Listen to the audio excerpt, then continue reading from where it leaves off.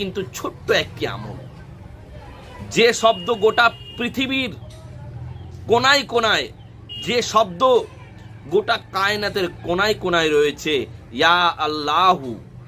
এই শব্দটি আপনি প্রতিদিন যে কোনো নামাজের শেষে 101 বার করে পাঠ করুন। ইয়া আল্লাহু ইয়া আল্লাহু ইয়া আল্লাহু ইয়া আল্লাহু 101 বার করে আপনি প্রতি নামাজের সময় আপনি যদি পাঠ করেন, প্রতি নামাজের সময় বলতে যে কোনো সারা দিনের 5 ওয়াক্ত নামাজের সময় যে কোনো 1 ওয়াক্ত নামাজ আপনি বেছে নেন, ওই টাইমটাতে আপনি এটি পাঠ করবেন, দেখবেন সত্যি সত্যি আপনি রহমতে ভরে যাবেন এবং আপনার যে সমস্ত বালা মুসিবত রয়েছে সমস্ত বালা মুসিবত থেকে আপনি পরিত্রাণ পাবেন এবং আপনার ভাগ্য খুলে যাবে, ভাগ্য ফিরে যাবে। আজ থেকে আপনার ভাগ্যর চাকা খুলে গেল, আজ থেকে আপনার ভাগ্য ফিরে গেল। আর প্রিয় ভিউয়ার্স বন্ধুরা, যেহেতু এখানে আল্লাহ তাবারক তাআলার নাম জড়িয়ে আপনি